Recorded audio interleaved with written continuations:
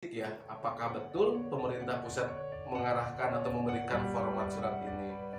Nah, di poin keempat itu sangat berbahaya, mitra sinergi ya, karena ada bahasa orang tua harus bertanggung jawab sepenuhnya serta melepaskan dan membebaskan pihak panitia dan penyelenggara sentra vaksin berikut dengan tenaga medis lain. Nah, yang menjadi pertanyaan, ini siapa yang meminta divaksin?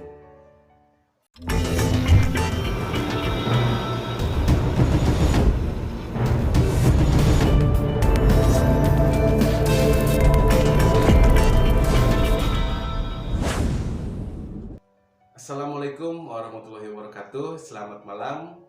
Berjumpa lagi dengan saya Fajar Budi Wibowo dalam Pod News, salah satu program podcast yang ada di portal berita Sinergi News.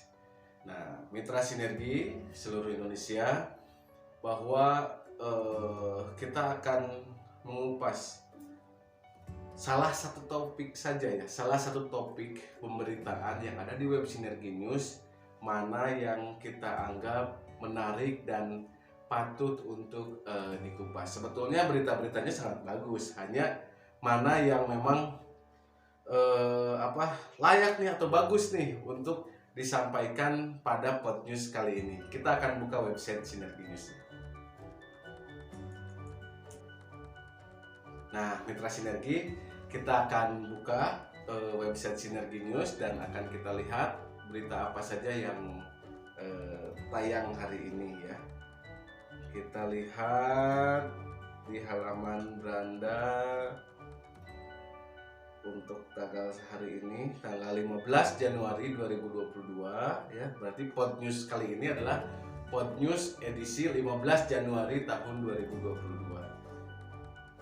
Yang pertama tampil, yang terbaru ini adalah viral polemik surat pernyataan vaksin anak. Nah, ini memang berita yang cukup menarik ya. Ada berbagai media juga mensikapi ini atau memberitakan ini. Yang kedua, Semansa Sambi rampas rayakan Natal dan Tahun Baru. Terus ada berita ketiga, biadab, 3 lelaki ini disekap dan perkosa santriwati. Wah, ini terjadi di mana nih? Di Magelang ya. Nah, ini ada juga berita Diskop UKM bersama Shopee gelar workshop UMKM kuliner Kota Bekasi dari Kang Arif ya, Arif Rahman Bekasi ini. Nah, terus ada juga 5 pulau di NTT berpotensi banjir rob dari Agustinus Sinergi, ini dari Nusa Tenggara ya. Nah, terus ini ada persetujuan vaksin COVID-19 untuk anak, perlukah? Nah, ini opini ya. Ada juga ini bentuk dukungan Ngatiana untuk JMSI Jawa Barat. Nah, ini adalah berita-berita yang ada di Sinergi News ya. Kita akan pilih. Ternyata di sini ada 2 topik ya yang sama ya, yaitu tentang polemik surat pernyataan vaksinasi anak. Kita akan buka beritanya ya. Kita akan lihat. Ternyata oke. Nah, kita sepakat ya tadi mencari hal yang menarik dan kita sudah dapat. Di sini di Sinergi News ada 2 berita yang mengupas tentang vaksinasi atau surat persetujuan vaksinasi untuk anak ya, usia di bawah 18 tahun. Mitra Sinergi, vaksinasi kita percaya atau kita anggap sebagai formulasi yang memang cocok untuk menghadapi masa pandemi ini, karena masyarakat diminta untuk survive atau diupayakan untuk dapat survive agar dalam menghadapi COVID-19 ini kita memiliki kekebalan imun yang cukup bagus ya.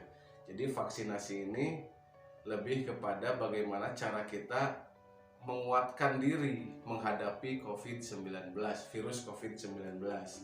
Nah, untuk sekarang tahapan-tahapannya adalah sudah masuk pada tahapan anak-anak ya. Jadi golongan anak-anak yang sekarang divaksin. Dulu pertama kali adalah orang tua, manula 60 tahun ya. Terus yang keduanya dewasa, yang ketiganya 12 sampai 18.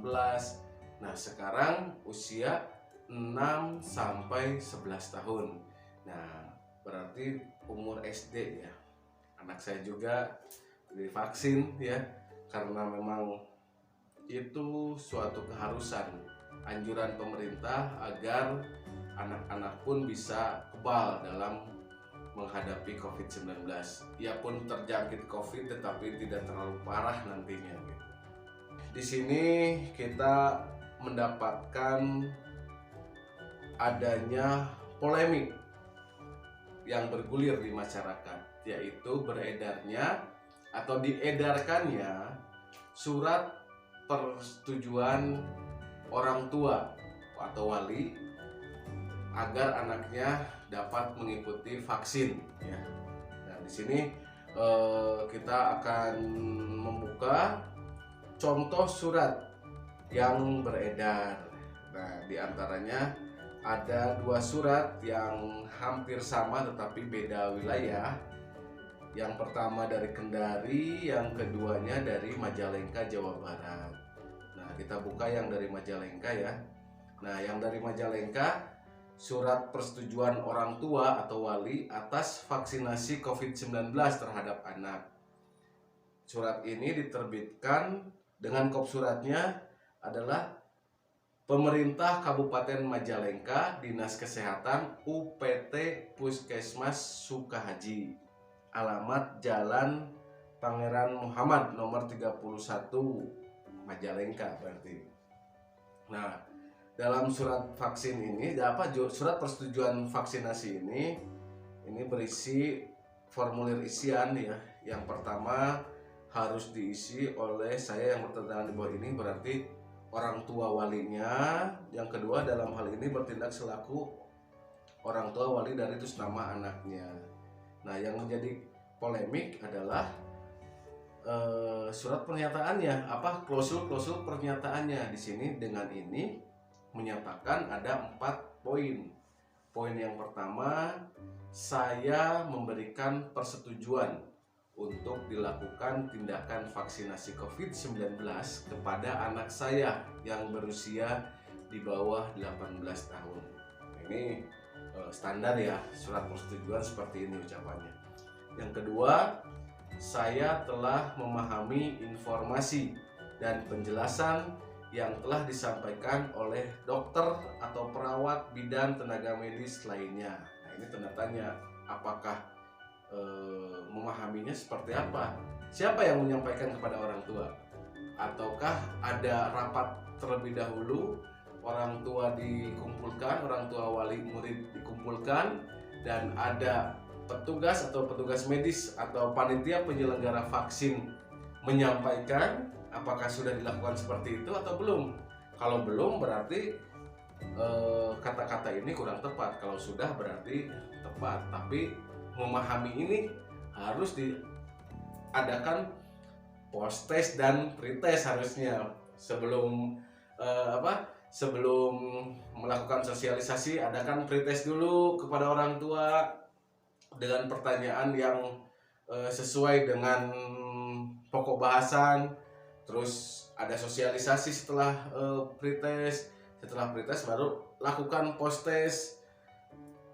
Itu akan menjadi dasar bahwa orang tua itu paham atau tidak. Jangan ujug-ujug atau jangan serta-merta orang tua diberikan persetujuan dengan isi seperti ini ya, dengan klausul 2. Saya memahami informasi dan penjelasan yang telah disampaikan oleh dokter, perawat, bidan, tenaga medis lainnya. Kapan, di mana, oleh siapa, ya kan? Nah, ini harus jelas. Nah, terus yang ketiga, saya telah memahami sepenuhnya atas resiko yang dapat ditimbulkan setelah vaksinasi COVID-19 terhadap anak saya tersebut. Nah, ini pun klausul ini perlu hati-hati dikarenakan memahaminya sejauh mana. Nah, siapa yang memberikan pemahaman, kapan, di mana, dan apa yang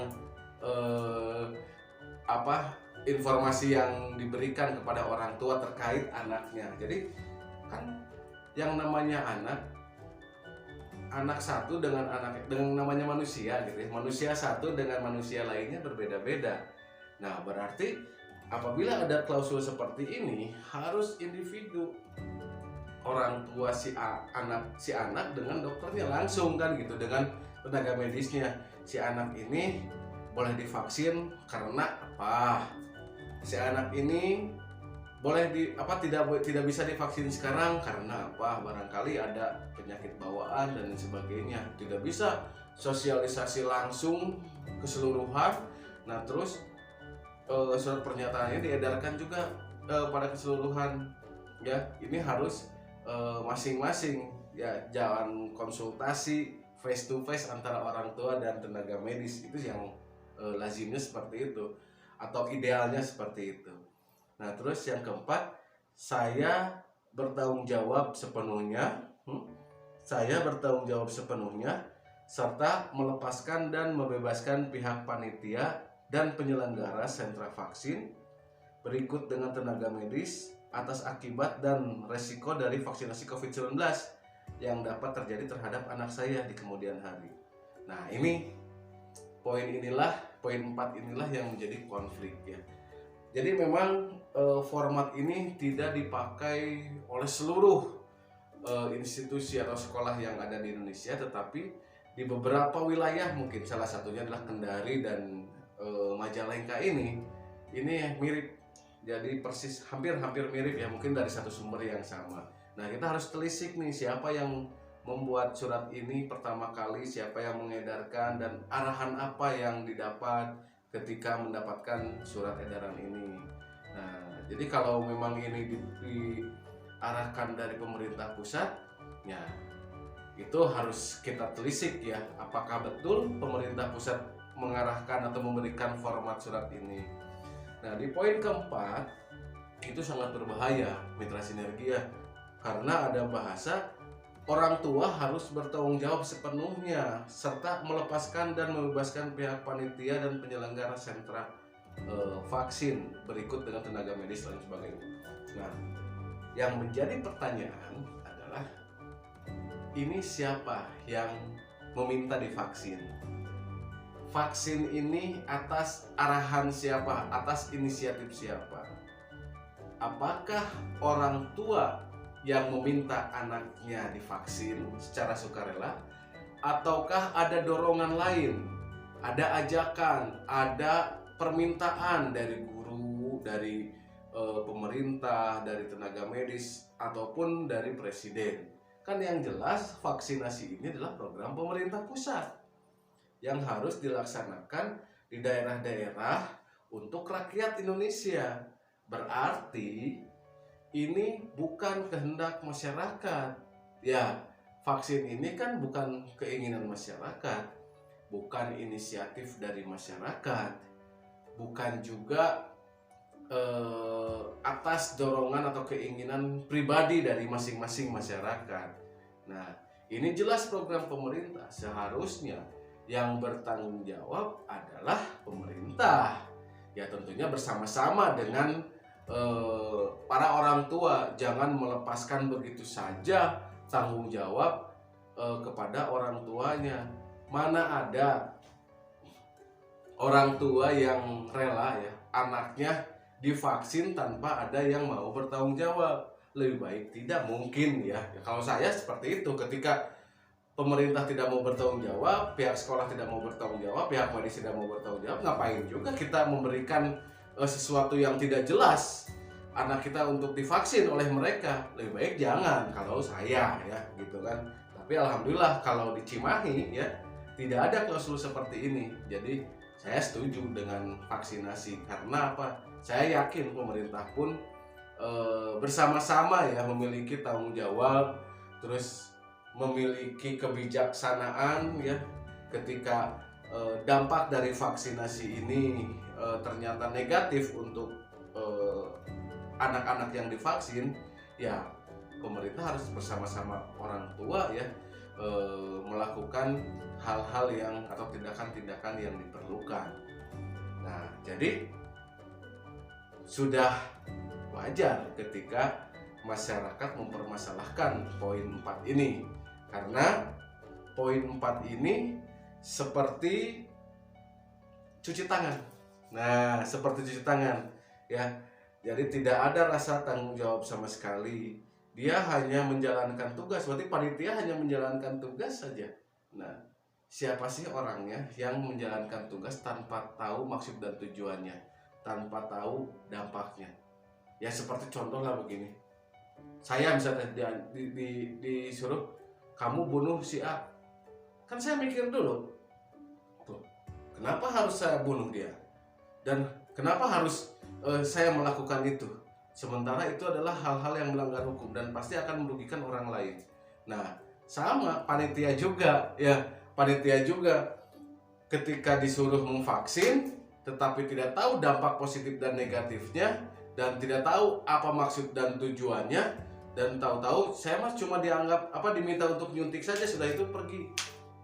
Apa bedanya Anda itu dengan pembunuh bayaran ya, penembak bayaran gitu kan ya, atau pemukul bayaran apalah namanya gitu kan ya.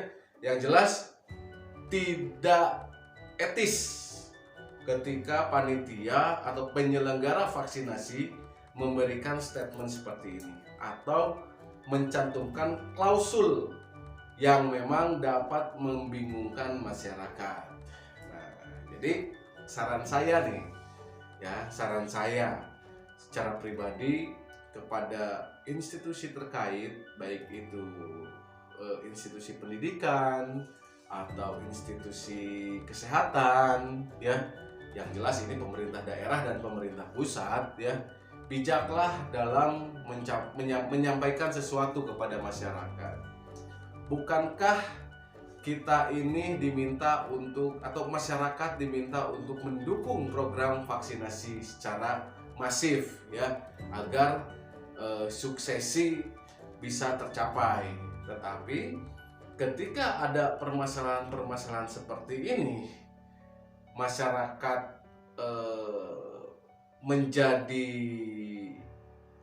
gaduh ya terhadap pensikapan dari klausul-klausul surat persetujuan vaksinasi anak ini, dan pemerintah tidak responsif, maka vaksinasi tidak akan sukses dan berjalan lancar. Ya pasti ada kendala-kendala. Lebih baik ya cermati terlebih dahulu apa yang ingin diedarkan oleh masyarakat kepada masyarakat. Cermati terlebih dahulu kata per kata, kalimat per kalimat, diksinya pas atau tidak, bisa membuat gaduh atau tidak, bisa menenangkan masyarakat atau tidak. Itu baru namanya bijak ya. Apalagi institusi pendidikan harus lebih bijak, karena apa yang dilakukan oleh Bapak dan Ibu guru adalah cermin yang akan dilihat oleh anak-anak didiknya gitu. Terus mitra sinergi, ketika ada hal-hal yang tidak berkenan, janganlah ragu untuk menanyakan kepada pihak-pihak terkait. Jangan ragu untuk memberikan pendapat, jangan ragu untuk memberikan saran, jangan ragu untuk memberikan kritikan, karena itu adalah bukti kepedulian kita terhadap situasi dan kondisi. Dan jangan salah, orang yang mengkritik adalah orang yang memperhatikan. Orang yang memperhatikan adalah orang yang ingin pemerintahannya benar-benar baik dalam membangun atau mengelola masyarakat maupun pemerintahan negara Republik Indonesia ini. Itu saja mungkin Podnews kali ini ya. Kita bertemu di Podnews yang akan datang, bisa dengan saya lagi, bisa juga dengan rekan-rekan di redaksi Sinergi News yang lain. Terima kasih. Mohon maaf apabila ada kesalahan. Billahi taufiq wal hidayah. Wassalamualaikum warahmatullahi wabarakatuh. Salam sinergi.